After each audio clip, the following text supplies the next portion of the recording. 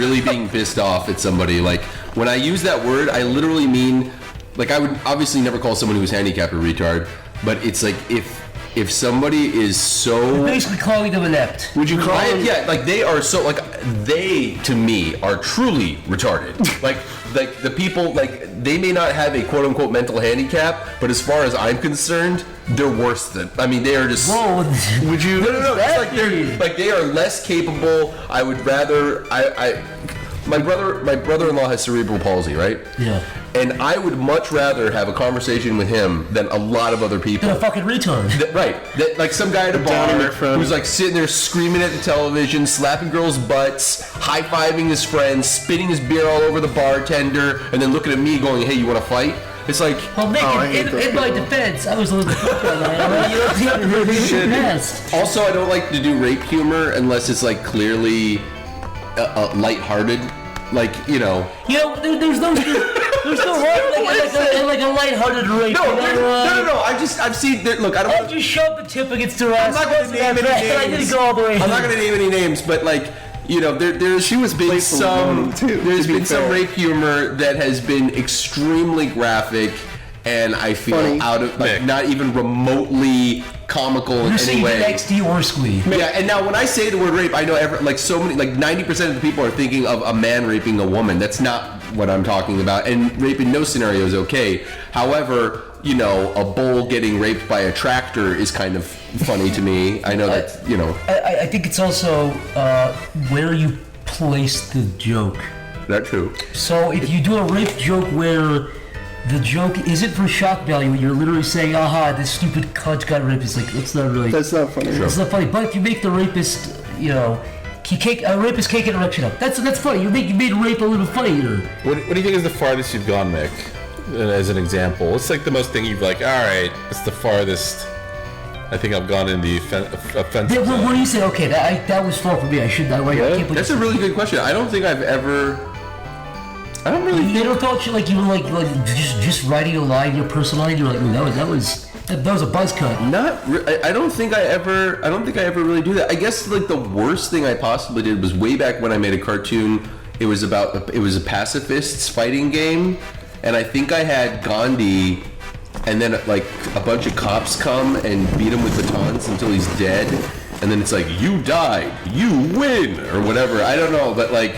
I think that was about the worst. That's where you were like, oh, I should have done that. No, even then I wasn't like I shouldn't have done it, but that was about as far as I personally pushed it, I think. That sounds like a good mobile game. Yeah, but I've been a part of plenty of projects that definitely, mostly your guys' projects, fucking some cancer boy falling on his tube. All right, look. Exploding. The Pokemon cartoon I Would Never Live Down, and the game I made with Swain called Ching Chong Beautiful, that's another one. Oh, I love that game. That game's largely not that bad besides the name, but there are a few little details, like one of the stages actually takes place in the crater. It takes place in a crater, and on the map it's where like Nagasaki is on Sweet. There's a few lines of dialogue in there that are really. I think Swain like said something. This had nothing to do with me. I'm like, here, record some shit. He had his friend record a line calling the characters in the game zipperheads.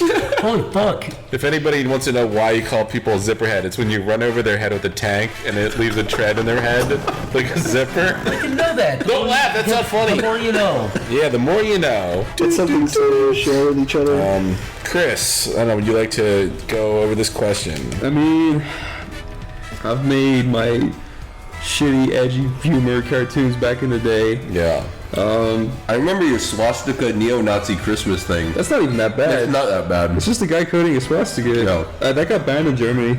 Did it really? Yeah, it still is.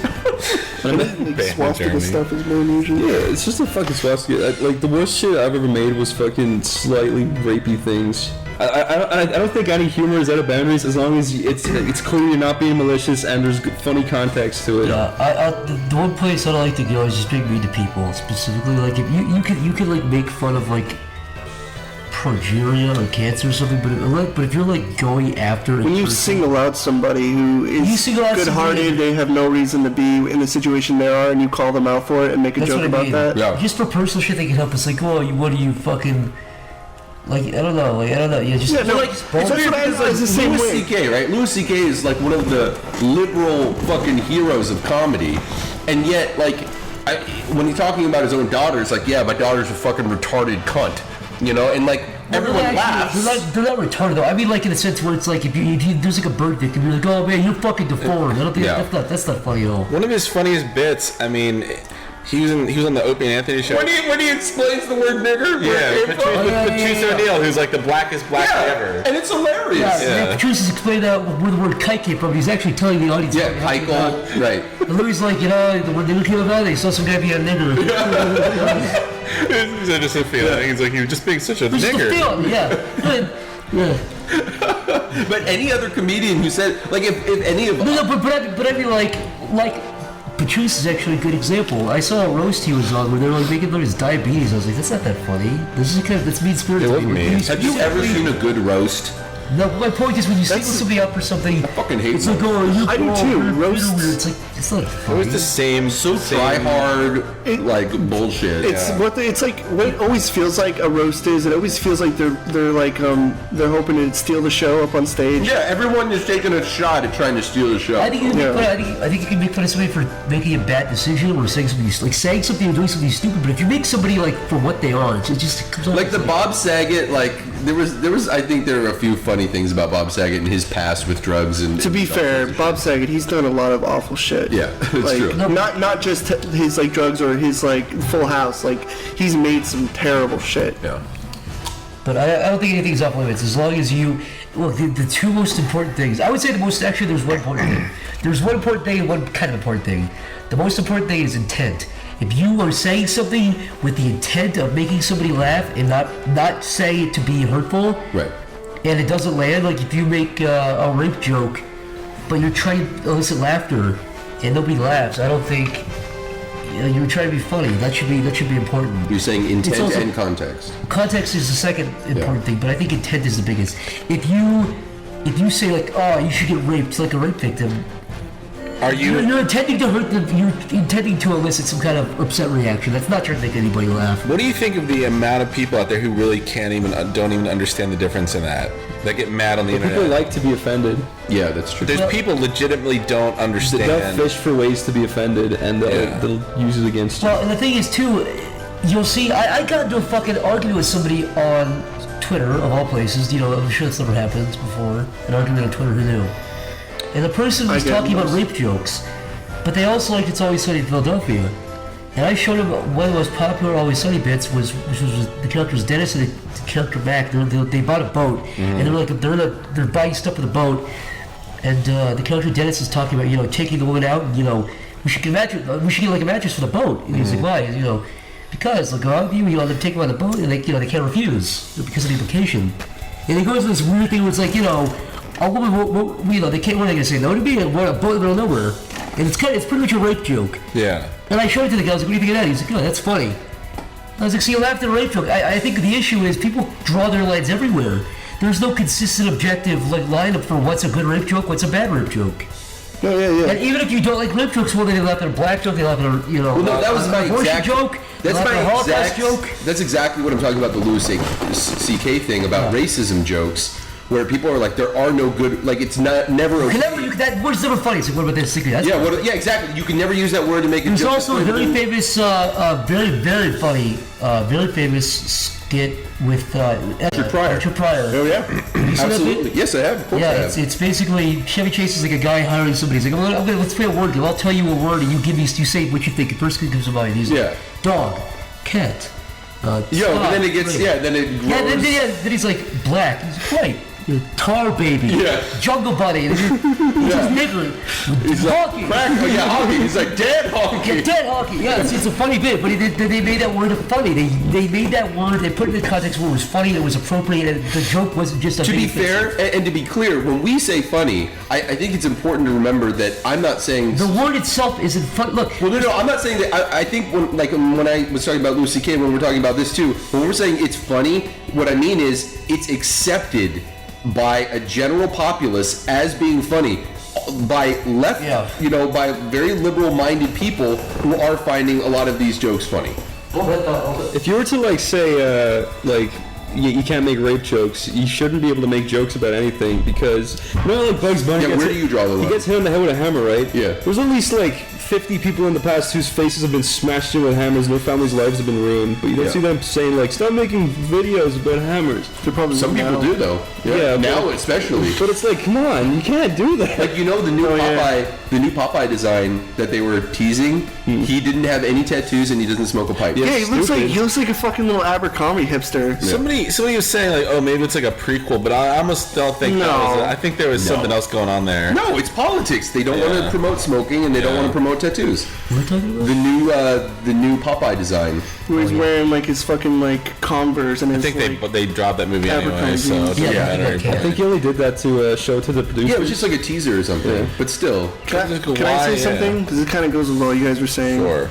I feel like what it comes down to is I think one of the things that makes something funny is when it's off limits, because it's like when you listen to a joke and it's an offensive joke, you in your mind, if it's funny, you laugh at it because you know it's offensive, but you're aware that it's joking. Like it's, and I think that's where jokes come from. Like if you make a rape joke and like it has a malicious intent, then it's not funny because your brain tells you like this joke is meant to be, and it's like that's not funny. And it's like when someone does a comedy bit. And they talk about the topic. You know in your head, like, oh, he's making a racist joke.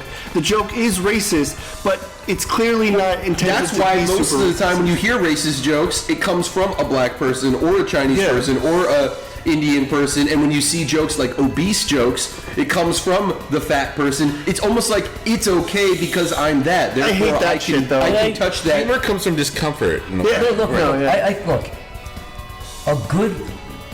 You're not gonna find anybody who says rape is funny. Right. Seriously believes it. Or 9/11 or the Holocaust or cancer. Sure.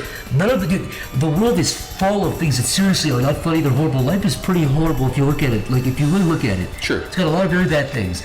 If you can take something like that and take a subject that everyone goes, ooh, they kind of freeze up about, and you can make something funny out of that, I think that's the best kind of comedy, because you can go, you can tell a joke like, hey, you can tell a joke about fucking corn, you can tell a joke about shoes, you can tell all kinds of jokes, but if you can make a funny 9/11 joke, 9/11 is honestly the least funny thing to ever happen. It's fucking disgusting and horrible. Sure. Nothing about that's funny, but nothing about anything's funny.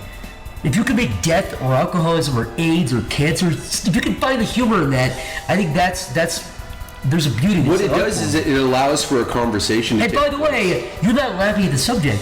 Right. You're saying, you're using that subject as a foundation to tell a joke, as a springboard. Right. You're not making it the joke. You're not saying, look, rape is funny. People being forcibly, raped and traumatized.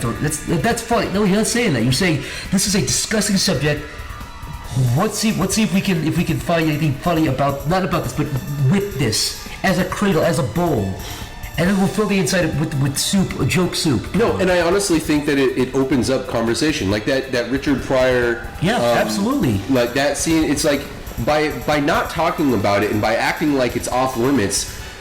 I don't think it doesn't open up a dialogue about it. It doesn't open up understanding about it. It doesn't, and I think the drawback, though, is that you get a lot of people who don't understand context, who don't understand empathy, who don't have experience. So then they just take the joke part of it without the actual substance part of it. They hear the malicious. They just hear the malicious, and they think that's the funny part, and they just roll with that. Yeah, it's like, oh, you're laughing. Did you know people get raped in real life? It's like, okay, right. I also think humor is therapeutic in a way. Like comedy, that jokes like that are funny. And I also like. One of my favorite comedians ever is Norm Macdonald. That guy can make anything funny. If you watched his special, he did the whole thing about Alcoholics Anonymous. He did a bit about his dad dying of a heart attack. Yeah. Like these things are just not funny, but he somehow made them funny. He did a whole thing about. He has a podcast. He did a thing about 9/11. Yeah. So he somehow made it. He made a fucking breast cancer, Angelina Jolie getting her tits cut off for breast cancer. He somehow turned that into a funny thing. That is the least funny thing ever. He somehow made a laughter come out of that. Not of that, but out of that. So to summarize, nothing's off limits. I think I've gotten over. I think I speak for all people when I say I've gotten over this one of the worst shit in my life from laughing at it, like finding the funny stuff in it. Yeah. If you look at comedians, I'm not putting myself in that group. I'm saying if you look at comedians, a lot of them are very depressed people with whom it's the way of dealing with shit, and I think that's true for a lot of people. Yeah. It's cathartic in a way. It is. All right. The last thing I would say would be, I don't know, I linked it on my Twitter, but I just want to say I linked a debate between comedian Jim Norton and this lady who was debating whether things like rape jokes or so on were funny. And throughout the course of the video, this woman made like rape jokes, like technically rape jokes that involved rape. But she wasn't even thinking, she wasn't realizing she was doing it, but the whole time she was like making jokes about racism, things like that. But she was doing it like in a mocking way, but it still got laughs. Right. Those were still rape jokes, though. She still told the rape joke, they got laughs. Right. That's the point. To draw these arbitrary lines, these things go, well, this is a rape joke. Well, that's not a rape joke.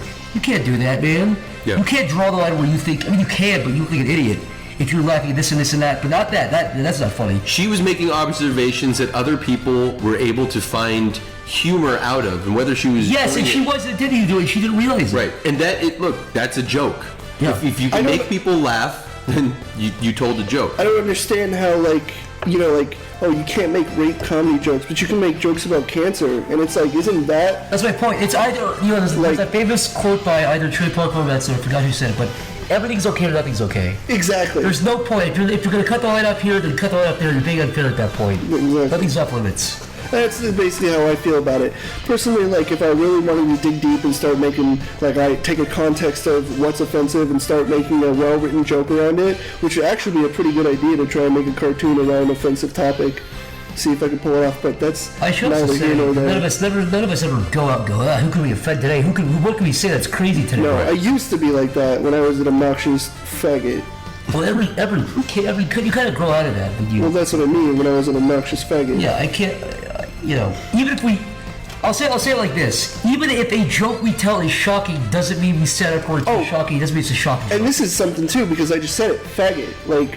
That's, people are offended, they're because the gray area between gay and annoying, and it's when I use faggot as a term, I use it like a little shit, a little annoyance, like a fucking, something that's pissing you off. I'm never it's not a derogatory statement to gay people. And then it's something, again, there's so many things to be offended about. Why worry about a joke? It's you can be offended about things that actually matter. I don't know, do you guys want a silly question? Yeah, let's go silly. Mopix asks if you could make an extinct dinosaur. If you could make an extinct dinosaur exist today, what would it be? If you could bring back something back from the dead, anything or just anything alive, anything that cockroach, a Corosaurus. Something's extinct, dumbass. It's real. I would bring back a Neanderthal. I'd bring back like a human like thing, but not a human. Just so we can make him slaves and fucking and stuff. Perfect. Next question. Wait, hold on. Sorry, go ahead. Can I have two? Okay. Was this the superhero question? Or Because I have a land one. You're greedy, Corey. Yes, I want that, and I want water dragon. And Corey, the water dragon is dead. It's never coming back. They're in hell where they belong. No, I can bring it back. The water dragon's never coming back, Corey. One's land, one's water. No. Corey, the water dragons were fucking killed right before we saw their nuisances. You understand? Water dragons are just big platypus in the sea. They're like dodo birds and lizards. All right. I don't know, Mick, did you want to contribute or if you just... No, they gave... Water dragon was also my answer. The only Okay. extinct animal I can think of... You're all thinking water dragons. The only extinct animal I can think of are the most common.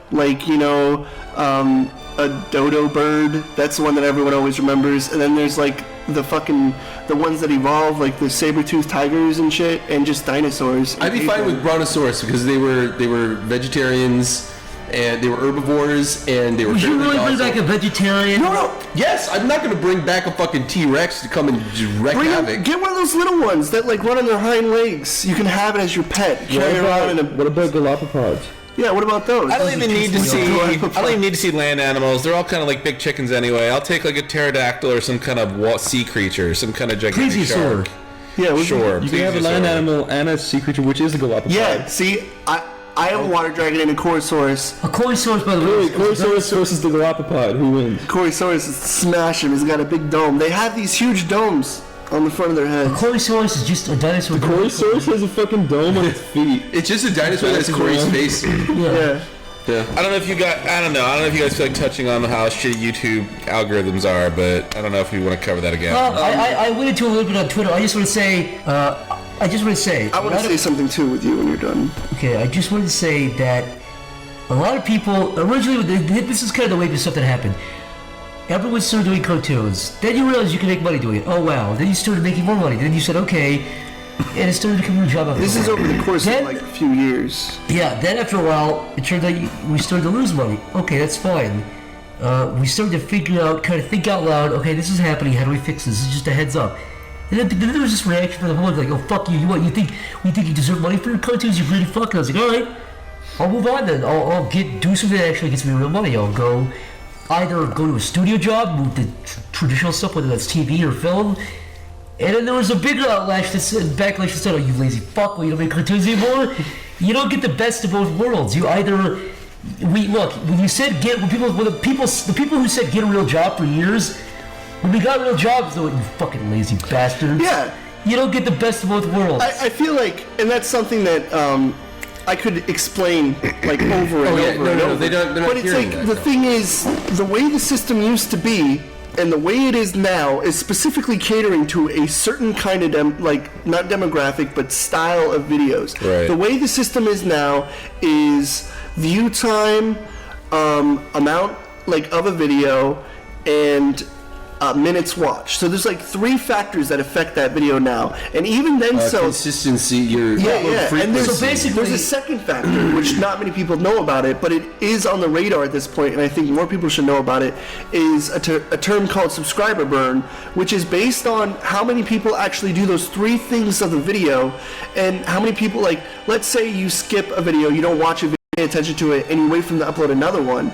Well, the problem is if you skip that video, the YouTube system is like, okay, he doesn't want to see that video, so it's automatically taken out of your what to see feed and replaced with some other bullshit for you to see. And what problem happens is it starts weeding out all your subscriptions, so you have to manually go to stuff because the new system, it's like, people who used to make millions of views back then, and they upload a video and get 13,000 views. Yeah. It's because they've completely been burned off the radar, and when they release something, they need either word of mouth from Reddit or they need boosts from people they know that are popular. And that's how the new system is. It caters to, and the way Let's Play videos are, not to continue, is it perfectly engulfs that concept. Like, you upload a video, you want to see the next part, so you sit through the whole video and you get all the minutes watched. You can set your runtime to specifically how long they want, which is typically 10 minutes, and it exactly caters to the system. And I heard now they're recently changing it where you have to make a minute at least if you're an animator to even make a proper CPM.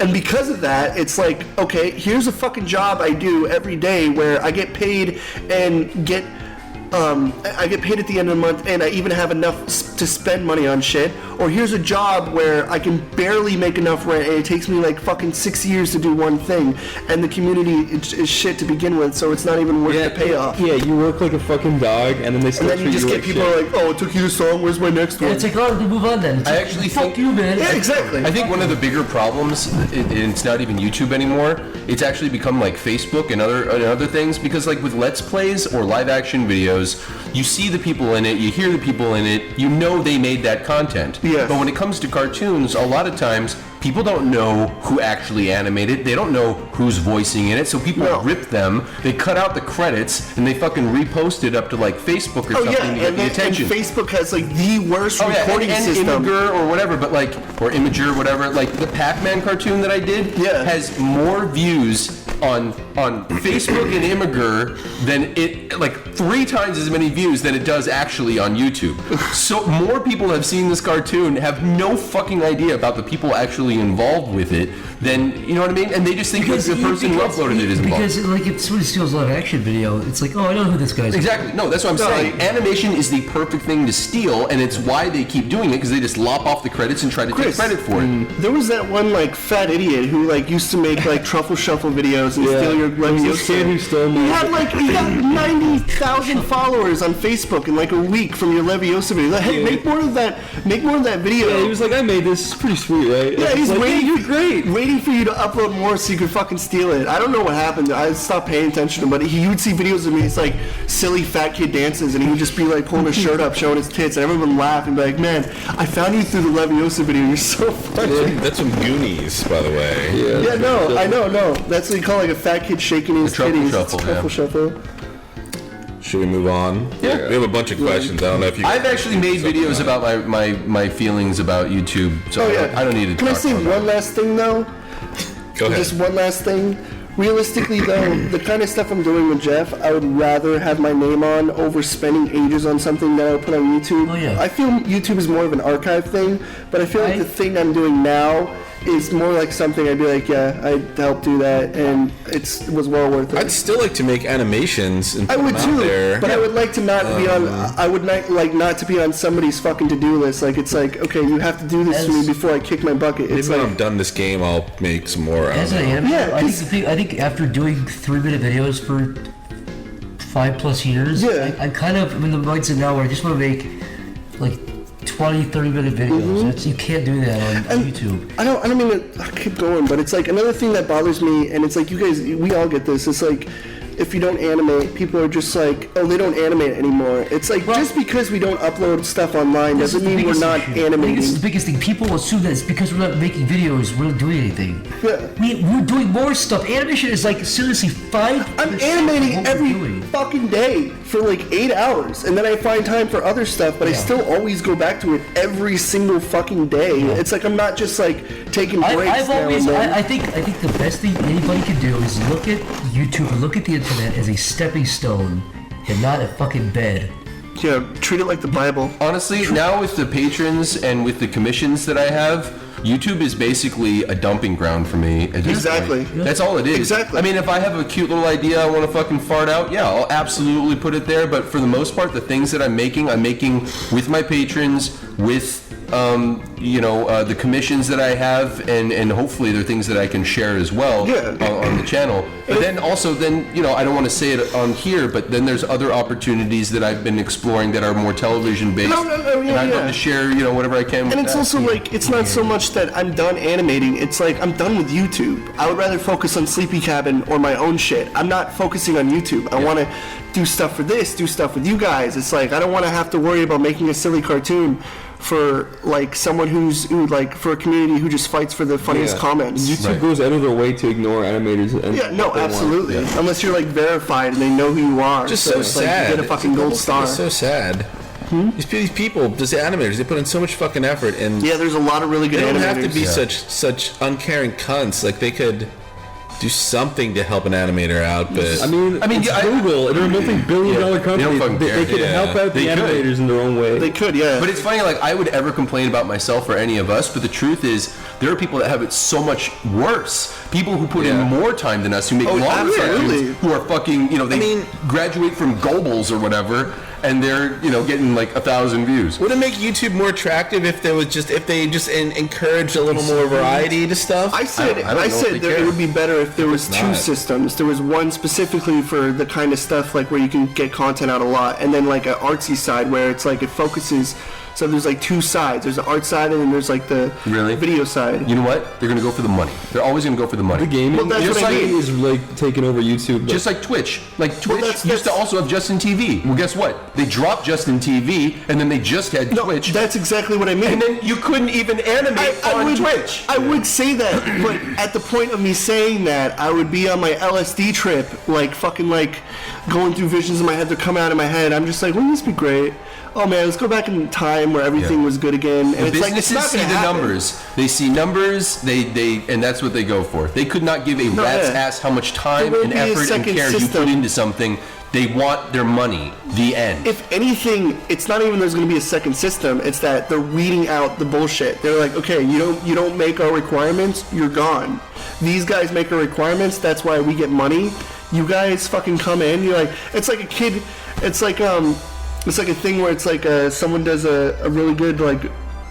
They come in and they like have all this stuff to present, and then they're like, but they're you know, they're not as cool. So it's like you're just like, And then the like really cool kid who's like, yeah, just put this out here, you know. Dude, in 5 years, But he's YouTube, rich, so you wanna be YouTube his is going to friend. be 99% game footage or gameplay stuff. It should be game cringe team. videos, and that's really, I feel like 95% of it is going to be like, Fucking compilations and video games. yeah, top 10s and shit. News bloopers of a girl's tits hanging out with 40 million views. I'm just saying, I really think that, and it might even be pretty damn close to that right now. I think the best bet